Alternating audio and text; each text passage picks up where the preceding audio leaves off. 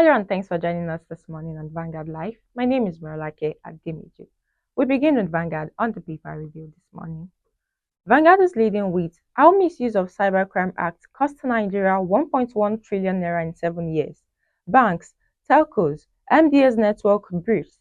Financial sector loses 53.4 billion naira to cybercriminal in 2024.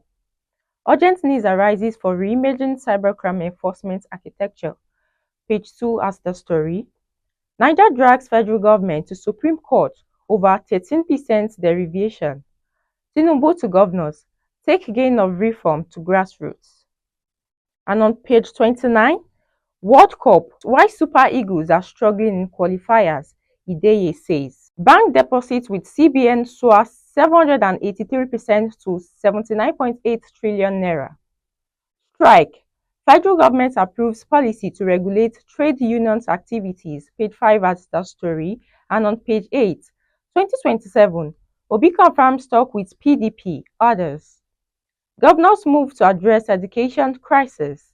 And lastly, on the Vanguard newspaper, Tinubu extends custom sieges tenure. You can find our story on page 9 of the Vanguard newspaper. Away from Vanguard, The Guardian is leading with 2027 World Cup, uncertainty for FIFA, soccer fans over Trump's American first policy. You can find that story on page 4 and 5 of The Guardian newspaper. Tinubu rallies governors to drive reform gains despite hardship, discontent in states. 2027, PDP rejects Tinubu's endorsement, berates Atiku, others over ADC coalition. Appeal court upholds Ayedatiwa's election as Ondo governor. More defections leadership crisis unsettled in PDP, ADC ahead of the 2027 polls. Tension as bandits dismember two teenagers in Kogi. Page 29 has the story. Concerns as bank charges customer for accumulated USSD debt. And lastly on the Guardian newspaper, 74% of children in detention homes awaiting trial, reports declare. You can find our story on page 7 of the Guardian newspaper. And lastly, the Punch is leading with marketers warn against disruption as Dangote plans direct fuel supply. Nigeria needs new constitution, not amendment, Ezekwesili says. Recovery ongoing in 1.3 trillion naira Cbes Ponzi collapse, says EFCC. Ondo, ADC vows to challenge Ayedatiwa's appeal court victory. How suspected ritualist disembarked my 16-year-old son, says Ogun driver. And lastly on the Punch newspaper, Oyo budget eats 984 billion naira after 299.8 billion supplementary bill. You can find our story on page 29 of the Punch newspaper.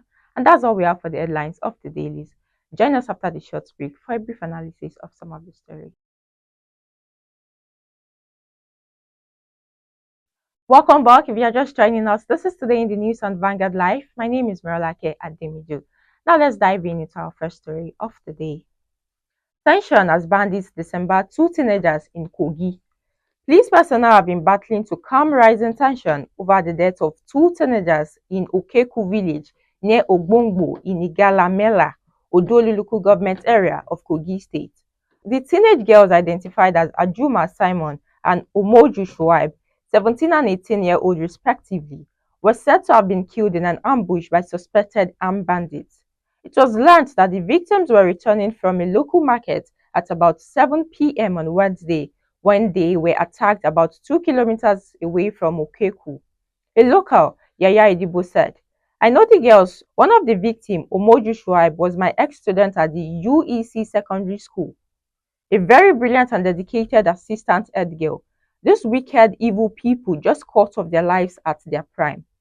According to the community source, the local security and the youth mobilized to the scene evacuated the bodies yesterday morning.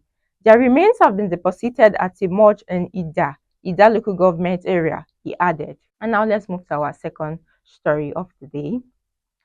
Strike. The federal government approved policy to regulate trade union activities.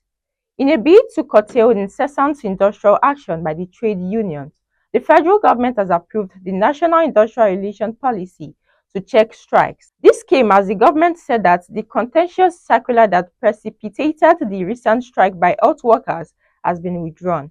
Meanwhile, The government will meet with the striking nurses today. Meanwhile, organized labor has vowed to resist any attempt by external forces to cause disunity between the Nigerian Labour Congress and the Trade Union Congress of Nigeria, so as to weaken the agitation for workers' welfare. As the nationwide working strike declared by the National Association of Nigerian Nurses and Midwives, Federal Health Institution Sector (NANNM) FHI enters day 3. The union has insisted that the federal government must act first and accede to some of its key demands. Nurses and midwives as well as medical doctors embark on strike over poor welfare package. The federal government said it will be meeting with its leadership of nurses and doctors today in a bid to trash out all the issues that led to the strike. The coordinating Minister of Health and Social Welfare, Professor Ali Pate, disclosed this while briefing the State House correspondents at the end of the Federal Executive Council meeting presided over by President Tinubu at the Council Chamber, President Villa, Abuja. Now, I hope the government meets their demands today because we cannot afford to have the healthcare sector going on strike. So this is where we draw the curtain today. Don't forget to follow us on all our social media platforms displaying on your screen. And you can also visit our website for more interesting story at www.vanguardngr.com. My name is Marolake Ademiju. Have a lovely weekend.